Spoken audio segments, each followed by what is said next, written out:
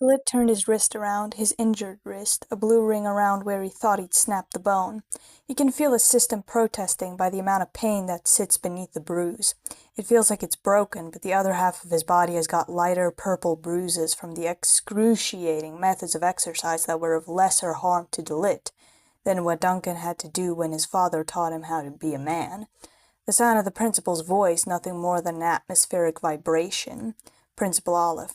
I have reason to believe that you two had been wrestling each other. Look at you, Delit. Look at you. Darius's mouth twitched. His wrist rested on his leg.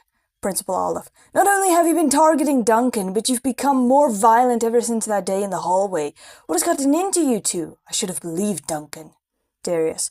Principal Olive, what are you talking about? Principal Olive. I'm talking about you two. I would like to suspend you, but I don't think the council table would allow it. So instead, I'll be giving you 4 hours detention where you can reflect in the presence of one another. I demand that you leave Duncan alone, and if I catch either one of you approaching him, I will have you placed in separate classrooms. Am I clear? Darius. You're about as clear as a puddle of mud. What are you even going on about? Principal Olive. Do you remember your visit with Duncan? He would not look at me, he could not explain his side. That is unlike someone as violent and egotistical of him. Do you, Delit, remember when you first came into my office with Duncan? You had hit him multiple times and were yet to have evidence for your own reasoning. You had none, and Duncan was willing to confirm that you had attacked him. Duncan had come to me during recess to say that he broke your wrist, Darius. A little strange for someone who could have chosen to run away before the teacher came back with another student, who, may I just add, is your friend, Mr. Darius. And Elliot can't even recall if it was Duncan who hit you or Delit. He claims Duncan was standing behind Delit when he last saw.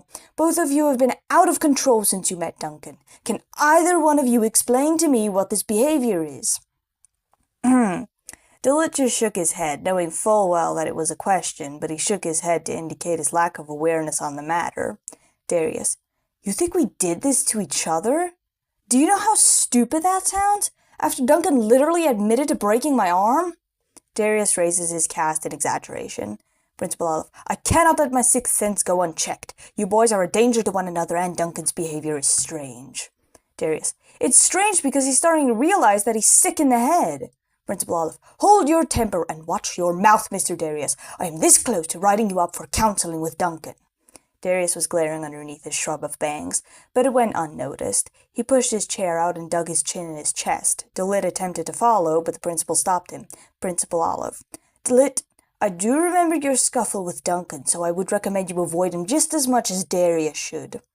Delit nodded, as if it's all it would take for this conversation to end. Acting